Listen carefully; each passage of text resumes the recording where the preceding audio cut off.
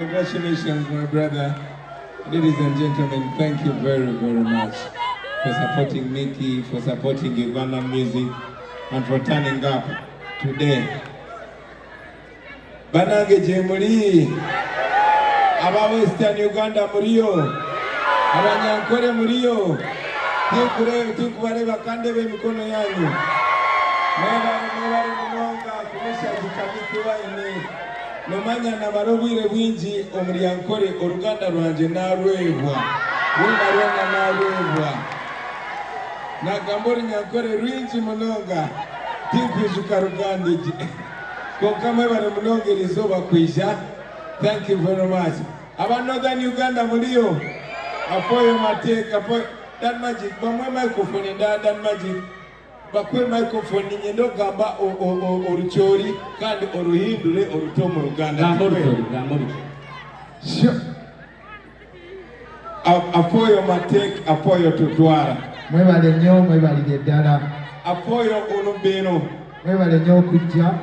Apoyo olubino mi isho me Mikie Wine. Mwebale nnyo okujja mu show ya Mikie Wine.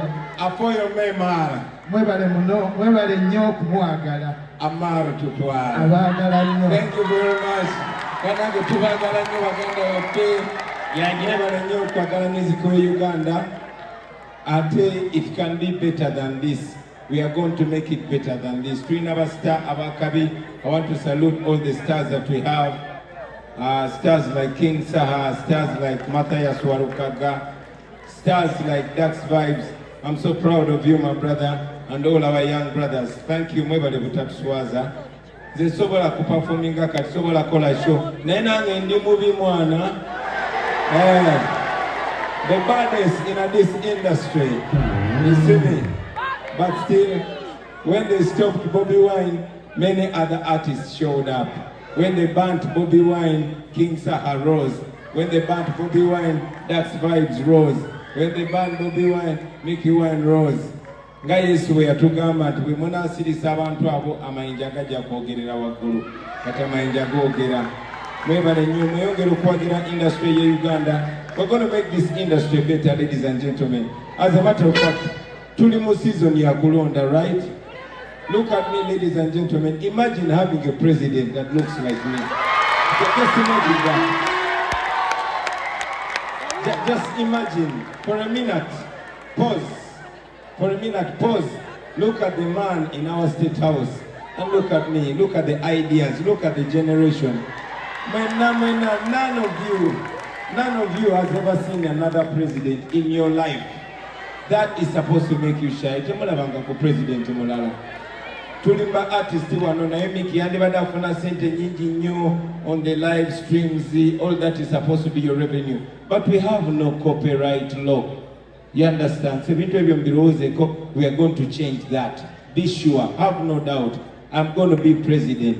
If not tomorrow, the other day. If not the other day, and we're going to change this country. Omulangira wasajja nsanyuse nnyo okulabako mukwano gwange bene mutuuseko okwagala kwaffe banaye mwebale nnyo okwagala industry ye Uganda. Nkagamba munonga n'amaraka ganje gasisikala tikubaasa kweshogola. Sisobola na kuyimba kati naye mwebale nnyo n'abaana b'ekisoro abagisoro muliyo murakoze cyane gutwakira tulabashaka cyane. Thank you very much. We love you. To all our leaders, Chairman Ninyaz is there, Mayor Nubian is there, and one of the most disciplined leaders that we have, and our incoming Mayor, Ronald Isubuga Balimwezo. We respect you, we love you. To all of our brothers and sisters, Lirunda Baba sister bange, abalungi abali wano, waliwo ne sister waffe gwe mpenye ekitiibwa bamuyita Namagembe, twamutuma n'abaana baffe. We love you, we respect you. To all our children, to Uganda, thank you very much. Sigenda bayimbiramu olwaleero. Let me leave it to the young ones. Ne Mukama bakuumi. Kikiramu.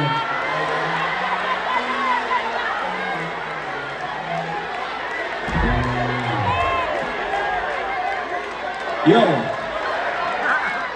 you know where I'm dealing with?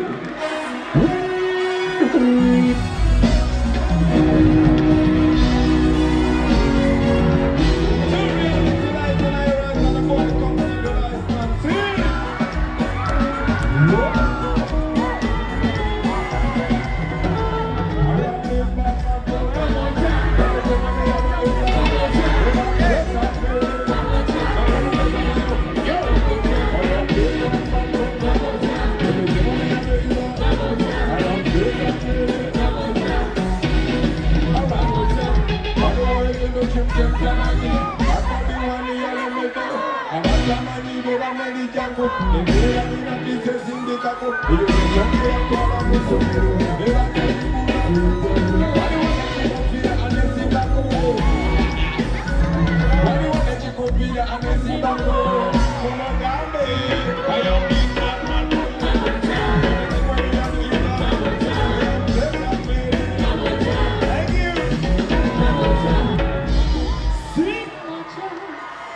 That's it.